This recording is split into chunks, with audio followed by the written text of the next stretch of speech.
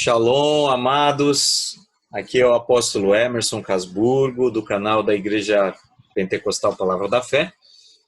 E hoje, para conversar um pouquinho sobre como servir a Deus nessa quarentena, eu convidei um grande amigo meu, aqui da minha cidade, um pastor veterano, pastor Alessandro Magno. E ele estará aí nesse bate-papo, conversando um pouquinho com a gente, falando um pouquinho das coisas de Deus e trocando uma ideia sobre esse tema em geral, que é esse momento que a igreja está vivendo em quarentena, em confinamento. Pastor Alessandro, seja bem-vindo. Muito obrigado por ter atendido o meu pedido. Obrigado, apóstolo Emerson. É um prazer estar tendo esse bate-papo com você. E também eu quero cumprimentar todos os nossos irmãos e amigos, tanto do canal da Igreja Pentecostal Palavra da Fé, como também do canal Verdade em Destaque, onde também nós vamos estar disponibilizando esse nosso bate-papo sobre como servir a Deus na quarentena. E é muito importante que você, meu amigo, minha amiga, que está aí nos assistindo e pensando a respeito deste assunto conosco, não esqueça, né, desde já, de dar aí o seu like e inscrever-se nos nossos canais, né, apóstolo? Comentar também, né? Isso é muito importante e vai nos ajudar a continuar compartilhando conteúdos para uma igreja inteligente. Pastor Alessandro, antes de nós entrarmos diretamente de forma vertical aí no assunto, conte para a gente aqui um panorama meio rápido da tua vida ministerial, quantos anos de ordenação, em qual igreja você serve a Deus, onde é que fica a sua igreja. Fala pra gente aí. Certo. A minha igreja fica aqui na cidade de Paranaguá, no estado do Paraná. Eu atuo na cidade já há 24 anos. De ministério, são mais de 25 anos. Apesar de pastorear uma igreja, mas a minha ênfase mesmo é na área do ensino, também voltado um pouco mais para o aspecto profético. O nome da nossa congregação chama-se Comunidade Tempos de Restauração, e eu trabalho na área de ensino teológico. Já são aí 25 anos lecionando, já fui diretor de seminários teológicos, já fundei escolas teológicas também, né? No momento estou com um trabalho pioneiro a nível fundamental de ensino teológico, que é a Gaditas Escola Teológica. Estamos concluindo a formação da primeira turma aqui em Paranaguá. Mas eu já venho nessa estrada aí, apóstolo Emerson, há alguns anos, pastoreando sim igreja, mas sempre com aquela ênfase maior voltada para o ensino, né? O ensino teológico. Eu e o pastor Alessandro fazemos parte de um grupo de pastores e nomeados aqui pela alcunha de Guardiões da Cidade. Um grupo de pastores que oram pela cidade de Paranaguá, um grupo que foi iniciado pelo nosso querido apóstolo Jair do Espírito Santo, e hoje conta com mais ou menos, acho que a gente está junto aqui há uns 12 anos, pastor. Eu acho até que mais, eu acho que entre 12 a 15 que a gente se reúne para orar, interceder pela cidade de Paranaguá e conversarmos aí a respeito das demandas da cidade, né, apóstolo? E fazermos também o nosso papel de sal e luz aqui nessa cidade, comunidade da igreja, né? Nos posicionando sempre em momentos vitais, cruciais, né? Importantes, não só para a cidade de Paranaguá, mas para toda a região aqui do litoral do Paraná, né? Sim. E adentrando de forma vertical aí no tema, pastor Alessandro. Vamos mergulhar, né? Eu gostaria de perguntar para ti o seguinte: o que que você poderia nos dizer a respeito dos pontos positivos e dos pontos negativos que essa quarentena está provocando na vida da igreja, do teu ponto de vista? Bom, Vamos começar pelos pontos positivos, né? Eu acredito que essa quarentena, ela impôs, de certo modo, à igreja, isso é uma visão panorâmica, né? Falando de um modo geral. A igreja acabou, querendo ou não, gostando ou não, tendo que se voltar para o mundo virtual, né? Claro que guardadas as devidas proporções, porque às vezes o mundo virtual pode ser mais tóxico e problemático do que o mundo físico, do que o mundo real, mas também ele é uma poderosa ferramenta de evangelização, de discipulado, de compartilhamento, né? Até mesmo de devocional, de vida com Deus. E com essa quarentena, a igreja acabou, por força das circunstâncias, tendo que se tornar mais conectada.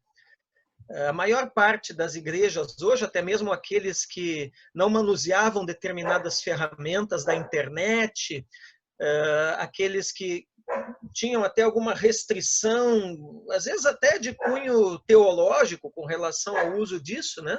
Acabaram se forçando, né? Para não ficarem isolados. Então, eu acho que é muito positivo essa questão da igreja estar se tornando, devido a esse aspecto aí da quarentena, mais conectada, mais atuante no mundo virtual, nas redes sociais, enfim, né? Então, isso eu acho um ponto muito positivo. Você não acha, pastor, que Deus está convidando a igreja a uma profunda reflexão a respeito das coisas santas, da valorização, da honra às coisas santas? Explico melhor. Por exemplo, hoje a igreja está vivendo um momento que ela não vivia há muitos e muitos anos. Ou seja, ela está privada de realizar cultos, ela está privada de ir a hora que quer ao templo, ela está privada de se reunir em grandes grupos. A igreja sempre gostou muito daquela coisa da koinonia, da comunhão, da multidão. A igreja sempre amou demais isso, de abraçar o próximo, de estar junto ao próximo. Porém, haviam pessoas que de repente se afastavam, de repente voltavam, por qualquer coisinha não iam ao culto domingo, não iam ao culto de oração, ou quando iam se recusavam, ou faltavam às células, não eram assíduos, não tinham aquele amor ao templo, e de repente esse momento que a igreja está vivendo em quarentena, ela está vendo a importância que essas coisas, que esses momentos tinham na vida dela mesma. Eu não sei daí do pessoal do Tempos de Restauração, eles estão, mas aqui o pessoal da Palavra da Fé, ele está ansioso por poder cultuar todo mundo junto novamente. O que você acha disso? Sim. Eu acho que isso aí que você falou, apóstolo, tem de fato muito a ver. A palavra diz que quem não é fiel sobre o pouco não será sobre o muito. Eu sempre digo para o meu pessoal aqui que tudo que é grande um dia começou pequeno. E muitas vezes eu percebi na igreja essa supervalorização do grande, né?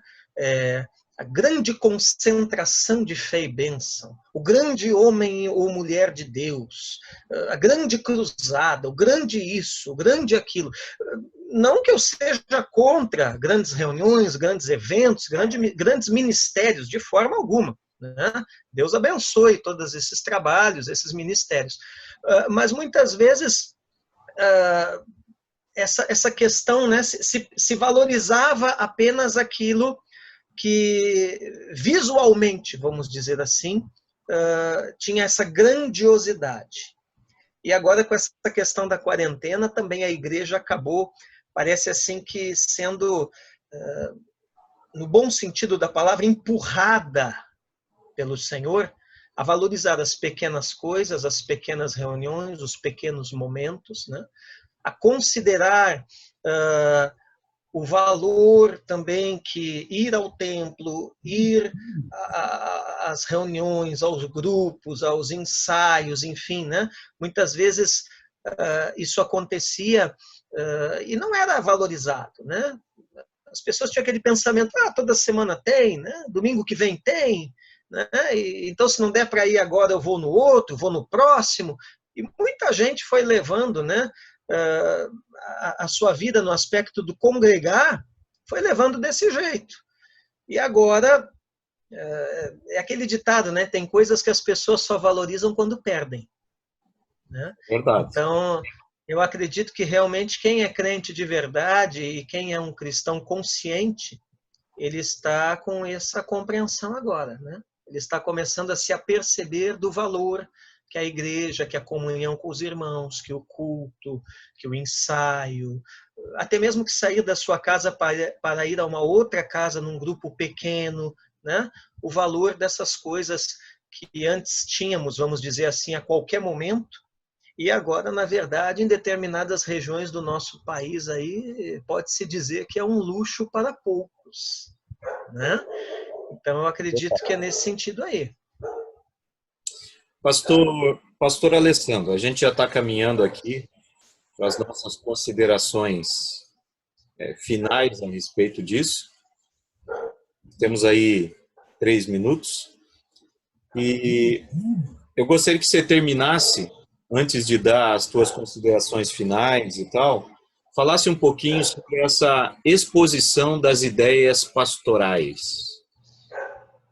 E agora elas estão mais em evidência por conta da mídia social. Agora a gente sabe como os pastores pensam, né? Porque agora a coisa se tornou mais íntima, né? Antes as pessoas conheciam os seus líderes, os seus ministros, na maior parte das vezes de púlpito, né? Aquela exposição pública, no culto público.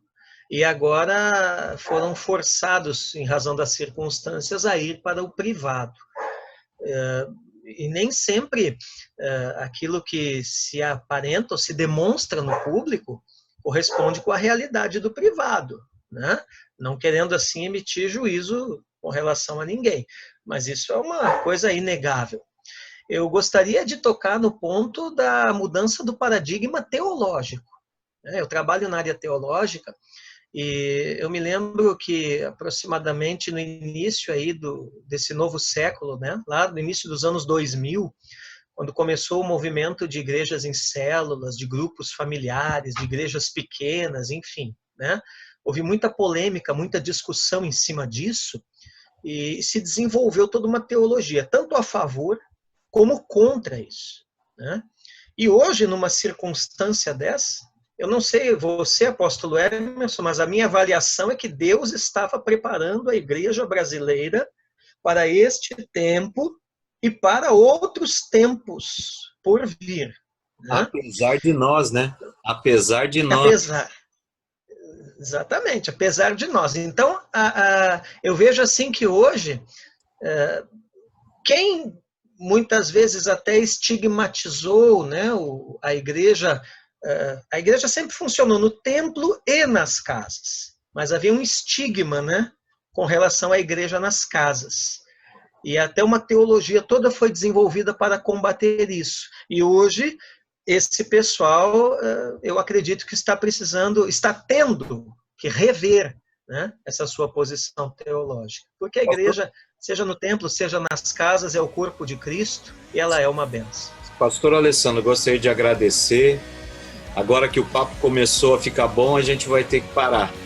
Mas eu quero te agradecer e pedir que Deus abençoe você, tua casa, tua família, teu rebanho, e que você prospere, que você se multiplique e que o Senhor te faça ir bem em tudo em nome de Jesus.